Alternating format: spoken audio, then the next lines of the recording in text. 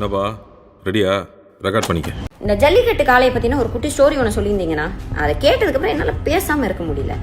இவனுக்கு ஒரு சீட் எடுத்து பாருங்க ஐயா, வெறும் பொய்யா சொல்லிக்கிட்டு தெரியலாம். இவருக்கெல்லாம் சீட் எடுத்து பார்க்க வேண்டிய அவசியம் இல்லை, முகரையை பார்த்தாலே சொல்லிடுவேன். ஒரு முரட்டு ஜல்லிக்கட்டு காலை ஒன்று நின்றுட்டு இருக்கு. காலில் மண்ணை வீசிக்கிட்டு சீறிக்கிட்டு அப்படியே நின்றுட்டு இருக்குது. யாருமே பக்கத்தில் போக முடியல. இவ்வளவு பெருசா வளர்ந்துருக்கியே, உனக்கு ஏன் இந்த வேலை? ஊரை விட்டு ஓடி வந்துட்டேன், பொழைக்க வழி தெரியல. ஜல்லிக்கட்டு காலை நின்றுச்சு, அதுக்கு புல்லு கட்ட காமிச்சு ஒரு குழந்தை கூட்டிட்டு போய் ஓரமா விட்டுச்சு அப்படின்னு சொல்லிட்டு போயிட்டே இருப்பீங்க. 50 இருக்கட்டும்னு 500 ஆக்கிடாதீங்க. வார்ல ஸ்டோரி கேட்க சொல்ல போலீஸ் ஸ்டோரி ஆகி இங்க வந்துட்டாரு பெரிய ஆக்டர். ஓ, குடிக்கிற கேப்ல கதை கேக்குறனாயா ஆக்டர்? ஹாய்ண்ணா ஜூலி. இப்பதான் உங்களுடைய வேலூர் பரப்புரை பார்த்தேன். ஆஸ் யூஷுவல் இந்த பரப்புரையிலே ஒன்றும் இல்லைன்னு வச்சுக்கோங்க. இது நீ செருப்பு கட்டி அடிச்சுக்கலாம்பா, அசிங்கப்படுத்த. இந்த ஜல்லிக்கட்டு காளையை பற்றின ஒரு குட்டி ஸ்டோரி ஒன்று சொல்லியிருந்தீங்கன்னா அதை கேட்டதுக்கப்புறம் என்னால் பேசாமல் இருக்க முடியல. நீங்கள் வாட்டுக்கு போகிற போக்கில் ஜல்லிக்கட்டு காலை நின்றுச்சு, அதுக்கு புல்லு கட்ட காமிச்சு ஒரு குழந்தை கூட்டிகிட்டு போய் ஓரமாக விட்டுச்சு அப்படின்னு சொல்லிட்டு போயிட்டே இருப்பீங்க. உங்களோட கட்சியில் இருக்க பாதி பேர் மைனர் ஆளுங்க. கண்டு விட்டாளையா, சூச்சமத்தை கண்டு விட்டாளே. நானும் போய் புல்லு கட்ட காட்டுறேன்னு சொல்லி ஏதாச்சும் ஒன்று கணக்கு ஆயிடுச்சுன்னா என்னென்ன பண்ணுறது? 50 இருக்கட்டும்னு 500 ஆக்கிடாதீங்க. கஷ்டப்பட்டு எல்லாரும் போராடி ஜல்லிக்கட்டு பெர்மிஷன் வாங்கி வச்சிருக்கோம். இன்னைக்கு அது ப்ராப்பராகவும் நடந்துட்டு இருக்கு. உங்களுடைய ரசிகர்கள் போய் புல்லுக்கட்டை காமிச்சு ஏதாச்சும் ஆகி போச்சுன்னா திரும்பி எல்லாம் இங்க போராட யாருக்கும் திராணி இல்லைன்னு. நல்ல வேலை வழியில துண்டு காய போட்டிருந்தாங்க. தம்பி இப்ப சந்தோஷம் தானே? கொஞ்சம் பார்த்து பக்குவமா பண்ணுனே, உன் இஷ்டத்துக்கு பேசிட்டு போயிடாதானே. 54 வயசுல இவனுக்கு சுக்கிர தசை வருது. அந்த நேரத்துல இவன் நம்ம நாட்டுக்கு பிரதம மந்திரியா வர்றது கூட வாய்ப்பு இருக்கு. கேட்டுக்க. ஒரு பெரிய ஊரு, ஒரு 4 ரோடு ஜாயிண்ட் ஆகுற மாதிரி ஒரு ஜங்ஷன், ஒரு பிஸியான ஏரியா, ஆள் நடமாட்டம் அதிகமா இருக்கக்கூடிய ஒரு ஏரியா. சொல்ல வேண்டியதானே, அதுக்காக இந்த எடுத்துக்கிட்டு இருக்க. அங்க சென்டர்ல ஒரு முரட்டு ஜல்லிக்கட்டு காலை ஒண்ணு நின்றுட்டு இருக்கு.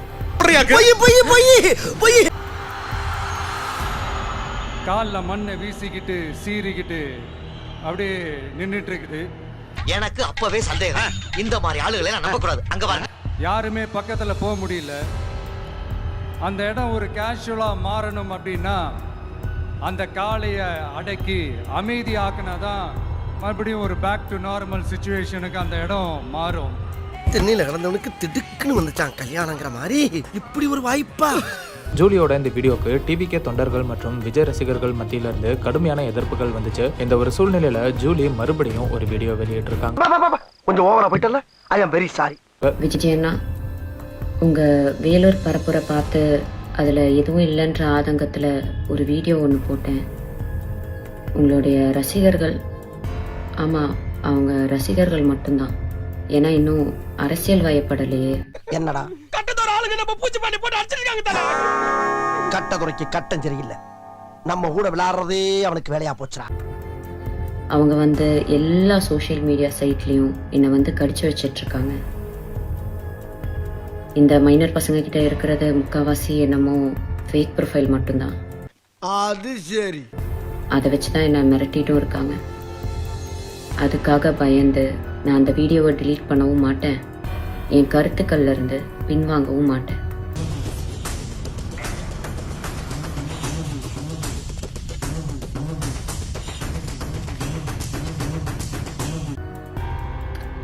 என்ன மிரட்டினா பரவாயில்ல, ஆனால் என்னை சார்ந்தவங்களையும் மிரட்டுறனால இதை சொல்ல வேண்டிய கட்டாயத்தில் இருக்கேன். காமராஜர் அந்த காலத்திலே சத்துணவுல இருந்து எல்லா திட்டமும் போட்டு ஸ்கூல் ஆரம்பிச்சாரு. அப்படியும் இந்த மாதிரி தற்கொலை படிக்காம ஏன் உசுரம் வாங்குது? என்ன பண்றது? விஜய் அண்ணா, உங்களுக்கு என்ன பழி வாங்கணும்னா நான் என் வீட்டில் இருப்பேன், இல்லைன்னா என் ஆஃபீஸில் இருப்பேன். என்ன வேணாலும் பண்ணுங்க, ஆனால் அவங்கள விட்டுருங்க. ஓ, நீங்கள் பனையூரை விட்டு வெளியே வர மாட்டீங்கல்ல? நான் இன்னும் உயிரோட தான் இருக்கேன். நான் வேணா பனையூர் வரேன். நீ கேட்ட ஒவ்வொரு கேள்வி என்ன செருப்பால் அடிச்ச மாதிரி இருக்கடா. மாதிரி இல்ல, உண்மையிலே செருப்பால தான் அடிச்சேன். என்ன திட்டின மாதிரி தான், மக்களை திட்டின மாதிரிலாம் யாரையும் உள்ள இழுத்து போட மாட்டேன். இவருக்கு இதான் வேலை. ஒரு பெண்ணுக்கு சோஷியல் மீடியாவில் முக்கியமாக எவ்வளோ மரியாதையும் எவ்வளோ மதிப்பும் எவ்வளோ பாதுகாப்பும் உங்கள் ரசிகர்கள் மத்தியில் இருக்குன்றத அந்த வீடியோ கீழே இருக்க கமெண்ட் செக்ஷனை டைம் இருந்தால் படிச்சு பாருங்க. இந்த புலவு பொழைக்கிறதுக்கு எங்கிட்ட பிச்சை எடுக்க வேண்டியான்றா பாக்குறத பாரு பொம்பளை சாணியை கரைச்சு ஒருத்தவங்க தொலைச்சு போனாக்கிட்டு. ஜூலி இந்த வீடியோவில் கரூர் சம்பவத்துக்கு அப்புறம் தளபதி விஜய் வெளியிட்ட வீடியோ மாதிரியே மிமிக் பண்ணியிருக்காங்க. வீடியோவில் தளபதி விஜய் பனையூர் விட்டு வெளியே வர மாட்டாரு, நான் வேணும்னா பனையூர் வரட்டுமா அப்படின்னு கிண்டலாக பேசியிருக்காங்க. போடா பேசும்போது அதை நான் படுத்துறேன். ஐயோ நம்ம மைண்ட் அங்கே போகுது. சிஎம் சார், உங்களுக்கு ஏதாவது இந்த பழி வாங்கணும் அப்படின்ற எண்ணம் ஏதாவது இருந்துச்சுன்னா என்ன வேணாலும் பண்ணுங்க. அவங்க மேலே கை வைக்காது. உங்களுக்கு என்ன பழி வாங்கணும்னா நான் என் வீட்டில் இருப்பேன், இல்லைன்னா என் ஆஃபீஸில் இருப்பேன். என்ன வேணாலும் பண்ணுங்க. எவ்வளவு தெளிவா போனாலும் நான் இங்க அடிச்சு போடுறாங்க. சரி விடு, வெந்நீர் வச்சு குடிச்சா எல்லாம் சரியா போயிடும். ஆனால் அவங்கள விட்டுருங்க. மேலும் நான் யாருக்கும் பயந்து வீடியோவை டெலீட் பண்ண மாட்டேன் அப்படின்னு சொல்லியிருக்காங்க. இப்படி ஜூலியோட இந்த வீடியோ தளபதி விஜயோட ரசிகர்கள் மற்றும் தொண்டர்கள் மத்தியில் சலசலப்பை ஏற்படுத்தியிருக்கு. மன்னிச்சுக்கம்மா, தெரியாம வந்துட்டேன். எது அதுக்கு என்னப்பா? வேணாம், ரைட் விடு. இந்த கிளி கிளிக்கிறாளே.